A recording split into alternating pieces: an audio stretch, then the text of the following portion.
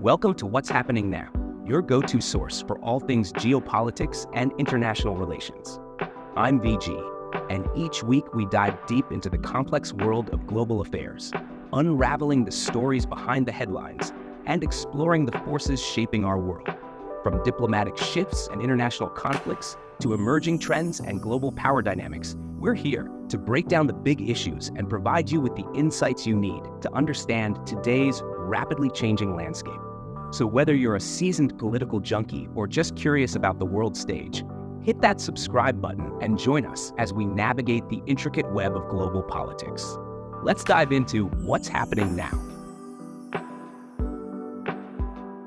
U.S. government officials are actively engaging with Indian companies and exporters to discourage them from supplying Russia with items and technology that could be utilized in Russian missiles and other defense equipment, potentially leading to Western sanctions. This effort comes after reports last year of sanctions being imposed on Bengaluru-based SI2 Microsystems in November for allegedly providing dual-use technology to Russia. Dual-use items, such as electronic components, machine tools, drones, and drone software, which can serve both civilian and military purposes, are included in the sanctions list set by the West in response to the Ukraine war. Recently, Malaysia's Prime Minister visited India to strengthen bilateral relations and explore new opportunities for cooperation between the two countries. During the visit, the Malaysian Prime Minister met with India's top leadership, including Prime Minister Narendra Modi, to discuss a wide range of issues, such as trade, investment, defense, and cultural exchange.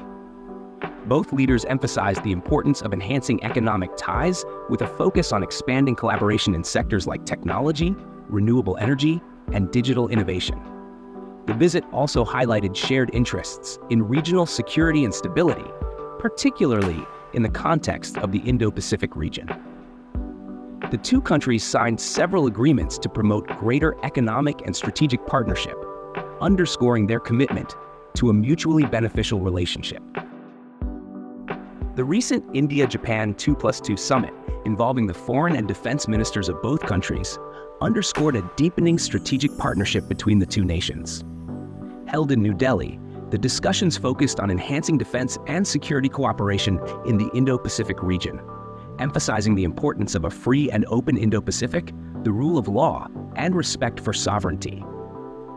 Key areas of collaboration included joint military exercises, defense technology, and strengthening bilateral ties in emerging technologies and digital infrastructure. The summit reflected a shared commitment to regional peace and stability, with both countries aiming to bolster their strategic alignment amidst evolving global challenges.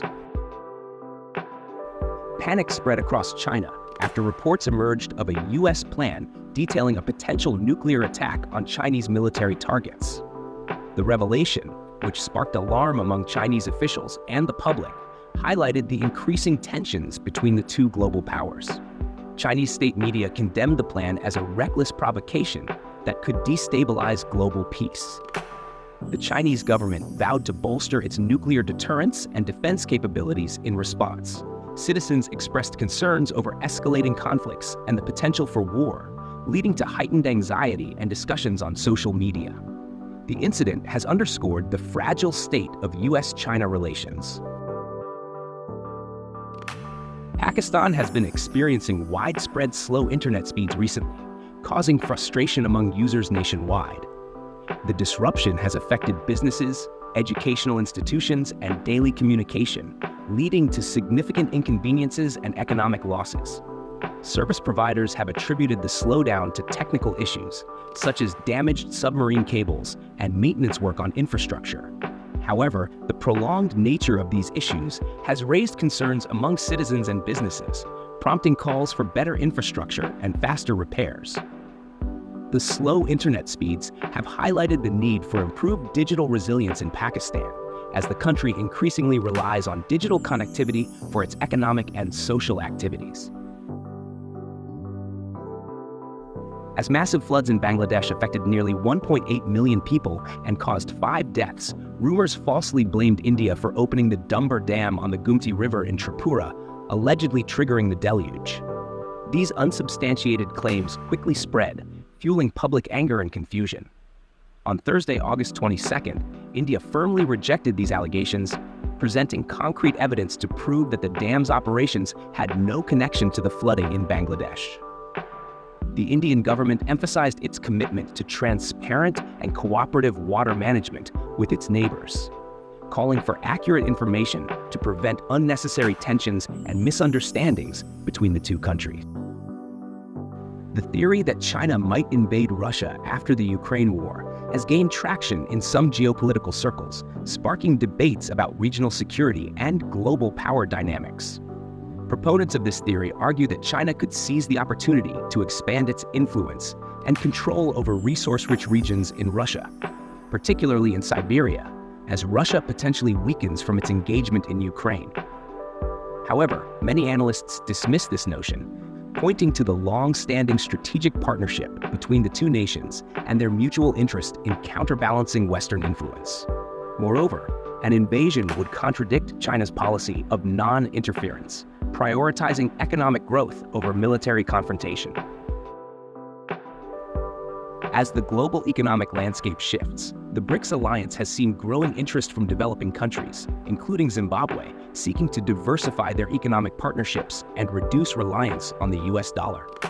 The bloc, currently consisting of Brazil, Russia, India, China, South Africa, Egypt, Ethiopia, Iran, Saudi Arabia, and the UAE, is attracting more countries, with 47 nations from Asia, Africa, South America, and Eastern Europe expressing interest in joining. Of these, 26 have formally applied, while 21 have informally shown interest. At the upcoming 16th BRICS Summit in Russia's Kazan region in October, members will discuss expansion, de-dollarization, trade deals, and local currencies. The United Arab Emirates has officially accepted the credentials of an ambassador from Afghanistan's Taliban government, becoming only the second country after China to do so. The UAE, committed to building bridges to support the Afghan people, welcomed Ambassador Maulawi Badruddin Haqqani in a ceremony in Abu Dhabi. This move follows the UAE's involvement in managing Afghan airports through Emirati firm GAC since the US withdrawal and the Taliban's return to power in 2021. The acceptance of the ambassador is a notable diplomatic victory for the Taliban, which remains largely isolated and unrecognized by the UN, partly due to its policies on girls' education. The UAE plans to offer humanitarian aid and support regional stability, continuing its tradition of engaging with Afghanistan as it did with the previous Taliban government. White House National Security Advisor Jake Sullivan will meet with top Chinese diplomat Wang Yi in Beijing next week to address a range of issues, including Taiwan, US-China military discussions, and the fentanyl crisis. Scheduled from August 27 to 29, the talks will also cover China's support for Russia's defense industry, the South China Sea, North Korea, the Middle East, Myanmar, and artificial intelligence. This meeting aims to stabilize the rocky US-China relations, which deteriorated significantly after the downing of a suspected Chinese surveillance balloon. Sullivan and Wang are expected to lay the groundwork for a potential summit between US President Joe Biden and Chinese President Xi Jinping later this year, following their previous meeting in California. More than 2 weeks into its surprise offensive in western Russia, Ukraine's advance has slowed, with only marginal gains in already controlled areas. Meanwhile, to the southeast, Russia's offensive toward Pokrovsk in Ukraine's eastern Donetsk region is gaining momentum. In recent days, Russian forces have captured at least 3 settlements and reached the outskirts of a town along a railroad leading to Pokrovsk, a key logistics hub for the Ukrainian army. This advance forces Ukraine to defend a critical front while attempting to push forward elsewhere, despite limited troops and weaponry. President Volodymyr Zelensky has announced efforts to bolster eastern defenses with additional personnel and equipment. Military experts have suggested to Fox News Digital that Iran could declare itself a nuclear power this year, given the uncertain US political landscape amid a tightly contested presidential election. James Carafano of the Heritage Foundation stated, "I think that's a real option. If I were the Iranians, I'd do it now because Biden will do nothing." The Biden administration has repeatedly warned that Iran is nearing nuclear weapon capability. U.S. Secretary of State Antony Blinken indicated in July that Iran might be 1 or 2 weeks away from achieving the capability to produce fissile material for a nuclear weapon.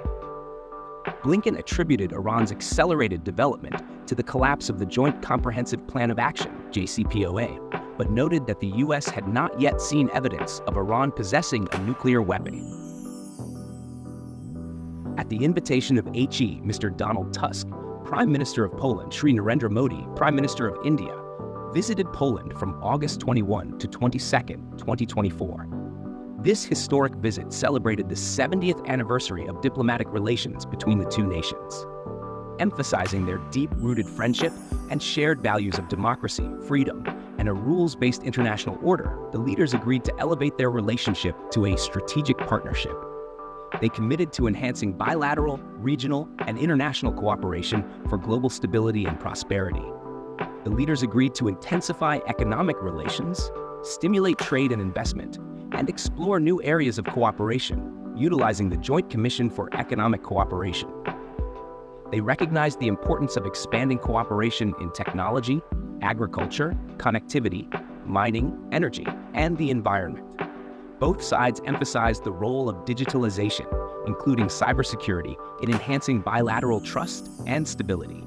They welcomed new direct flight connections and stressed the need for further expansion. Maritime cooperation and infrastructure development were highlighted as crucial areas for growth.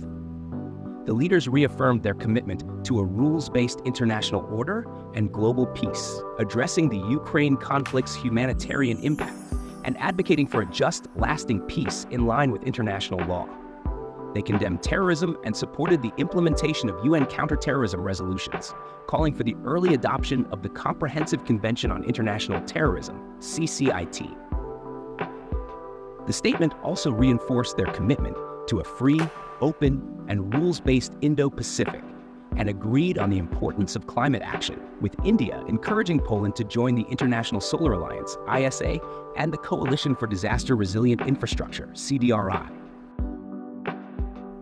On August 23, 2024, Indian Prime Minister Narendra Modi visited Ukraine at the invitation of President Volodymyr Zelensky.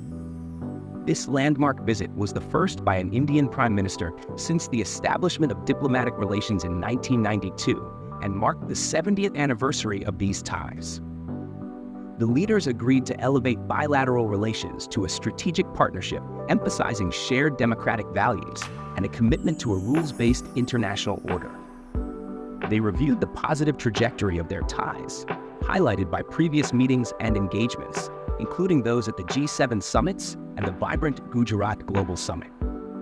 They discussed enhancing cooperation in trade, agriculture, pharmaceuticals, and defense, and explored new areas such as green energy and digital infrastructure. Both leaders stressed the importance of expanding economic relations and ensuring global food security. They also addressed the ongoing war in Ukraine, advocating for a just peace in line with international law. The leaders condemned terrorism, supported UN Security Council reforms, and discussed India's support for Ukraine's reconstruction efforts.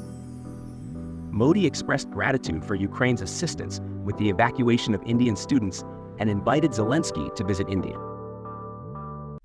That's a wrap for today's global adventure. Remember, history is written by the victors, but podcasts are made by us. Subscribe for your weekly dose of global intrigue.